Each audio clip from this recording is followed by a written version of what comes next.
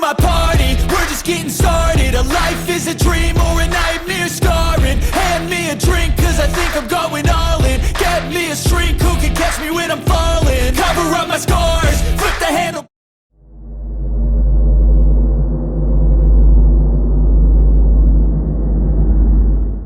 All right, so this is day number 2 in our Jawbone Falls trip. The group is still at the campground, eating, waking up, packing stuff. We're a little quicker, so we are exploring a little bit, seeing what's going on, then we'll meet up with the group again.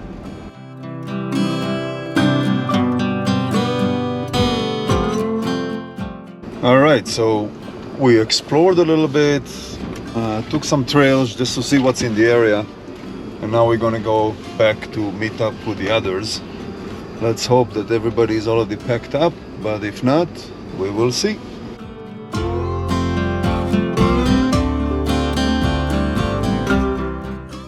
All right, so we went back to camp and everyone is still unpacked, so it'll take them probably another hour to pack. So we'll figure we'll head to Cherry Lake, and then we'll find a nice spot there and we'll wait for everybody over there. So we'll just make our way with different trails over there and we'll take it from there.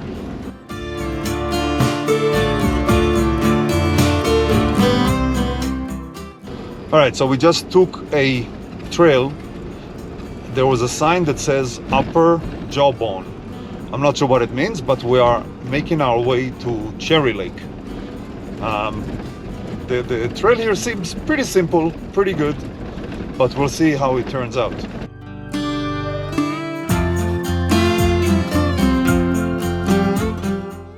Oh man, so this part is actually paved, but doesn't look like anybody drives through here. So the vegetation is like all over the road, the trail.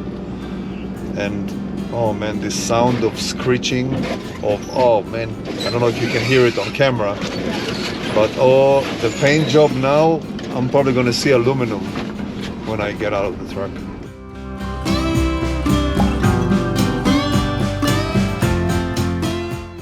So this is a paved trail, but it's as bad as any unpaved trail. Now there's supposed to be an offshoot to the left that takes me to Cherry Lake, but I don't see anything. So I may have to backtrack, find another path or another trail and try again. But really there's nothing here to the left that makes me think that I can take it.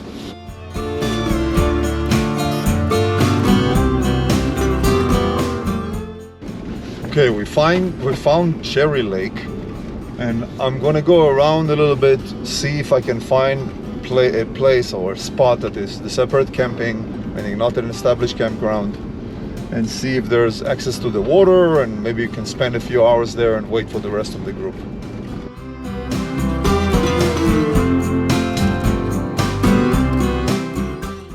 So I went all around, or as much as I could, around Cherry Lake, and couldn't find anything other than established camping, which we didn't want to stop at.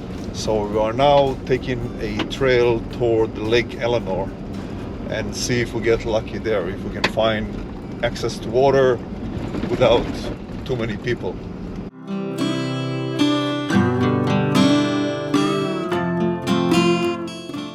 Okay, so we are making our way down the hill now, and it looks like at the bottom of the hill is the Lake Eleanor. And hopefully we'll get lucky and we can get access to water and spend a few hours having some fun.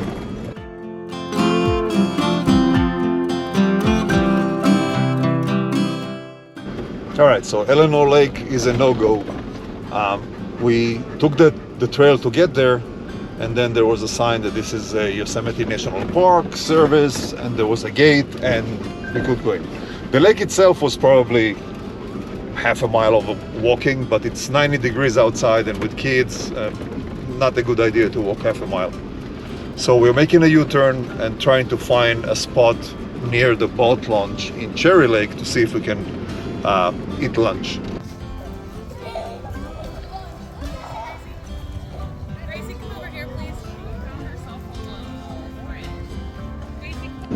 So we are heading south somewhere, not exactly sure where, just follow Showman.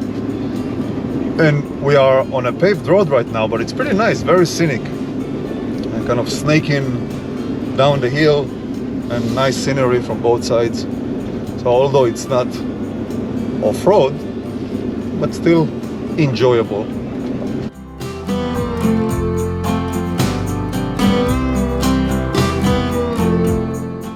All right, so we drove down this road, the paved road that was nice and scenic, and Showman found a trail that maybe has a waterfall at the end of it.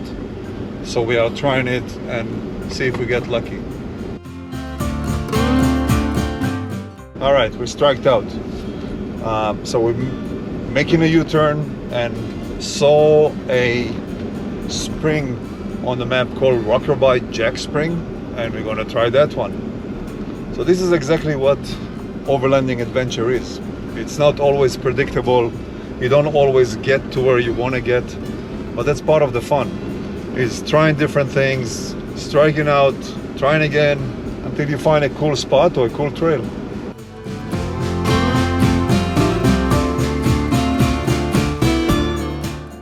Okay, so we got to the trail that takes us to the spring, and hopefully we're not gonna hit a gate again, but we'll see.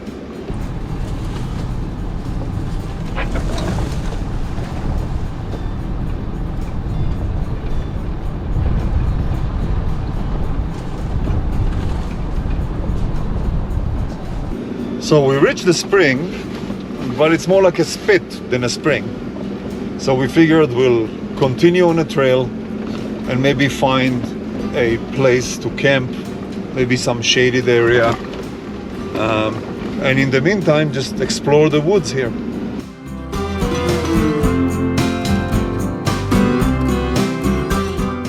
So we're inching down the trail, trying to find some place to camp for the night, but some place that it's a bit more fun.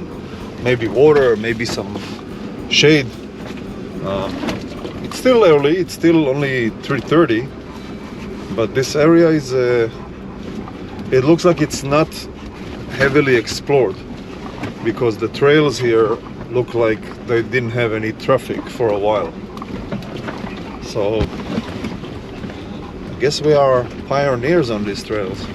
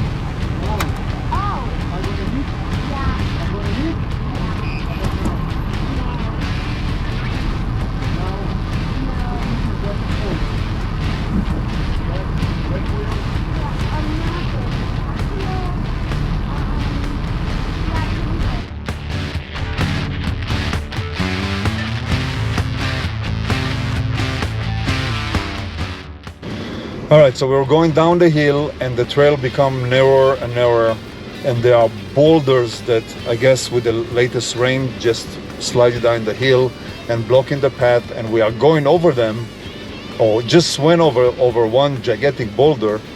The problem is we think that the road ahead might be blocked and there's absolutely no place to turn.